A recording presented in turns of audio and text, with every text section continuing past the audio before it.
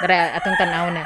So these sizes of pigs here, they feed it with Pid Pro Azola P400, but the sow here, this one is already P700.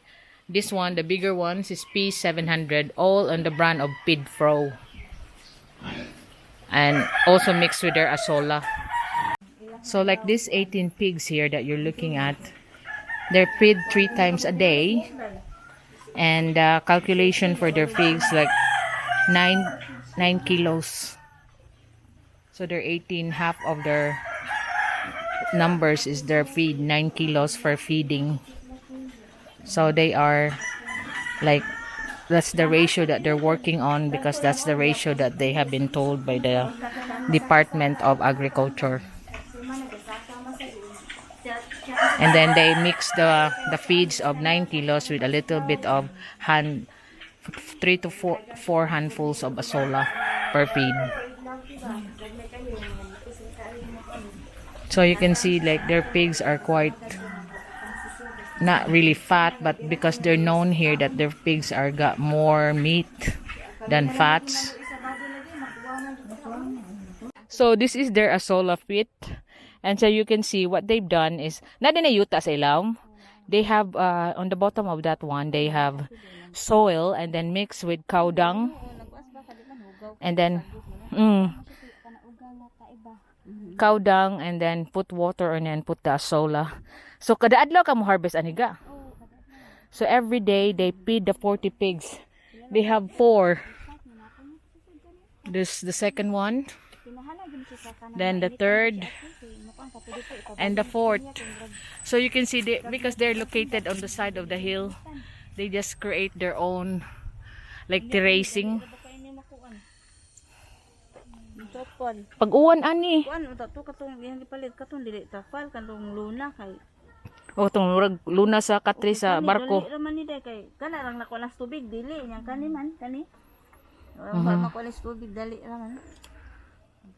So that Nanay Arlene will try to have her own azola plants in her piggery. Pag-asola niya, Arlene. So that's one thing that we're here, because so Nanay Arlene would like to know where did they get the azola and how did they do it, because this farm here has been known now to like feed more azola than the feeds that they use, the Pid Pro. So their pigs here are known to be less fat and got more muscles. So that's the piggery down there. So these are their pigs. So their breed is Ziger, and then they have a couple of Doroks over there.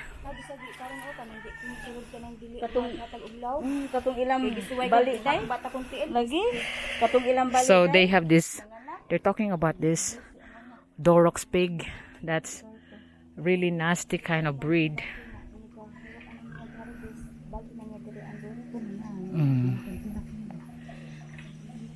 So this is the Ziger breed of pigs, and they will buy that next plot because their pigs are really very profitable. That's why the pigs got better roof than them on their kubo. They have trusses and sheets. Unsa man ang babaw diha ga? Azola. So there got an azola there on top of the pigs. Dami figure sa una swipe sa ang plastic. Nasa dingin kay salan siya. Dingin kay salan. So these are the Ziger breed. So you can see the water is just coming in and overflowing here. It's from the river. Siphoning it from the river. On the other like 3 more kilometers from here, there's a river.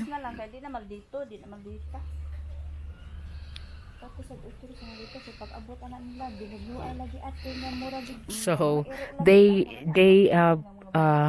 separated the Dorox breed and the Ziger breed because they are fighting. That's what she's saying. So the Dorox is on the bottom. And they have a big septic tank on the side because that's a requirement from the city health. So you cannot even smell anything here. It's quite clean.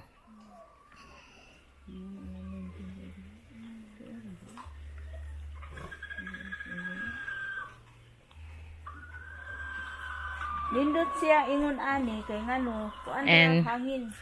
that's the owner's house overlooking the city, the mountains. So this is like simple living here. That's her Asola feeds. That's the boundary line made of bamboo fence.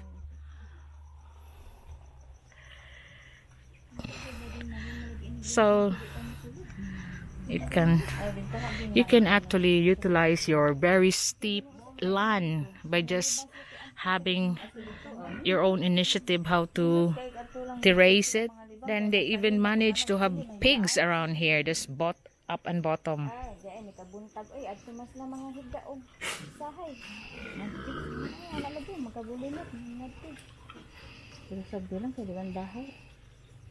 Ito, di ba ho?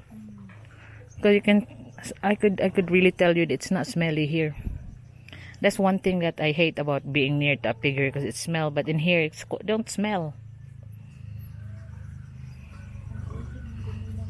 So you can see that their water is just constantly flowing. They just put it on then they clean up the pigs.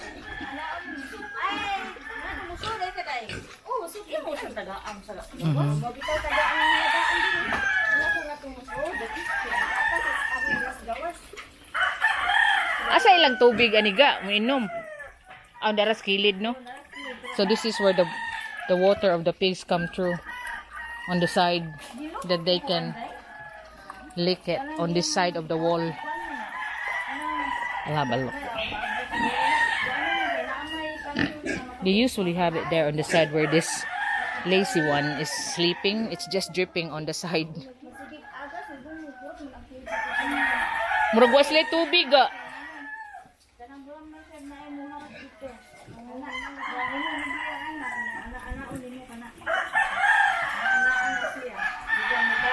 So they also got some fighting rooster on the other side.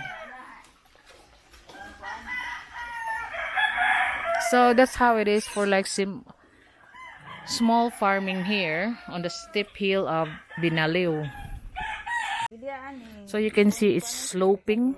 There's like a slope towards the end because there's a pipe that where all the dirt is going through. So they'll just splash it with water from here, the never-ending flowing water.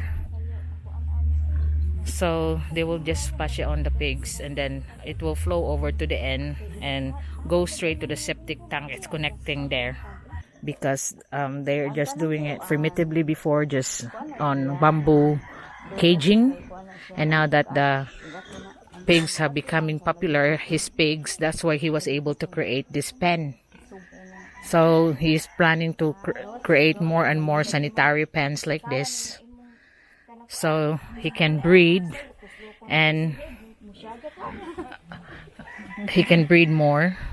That's why he's buying the next land down there, another 200 square meter that he's selling now, so he can have more breeding pigs.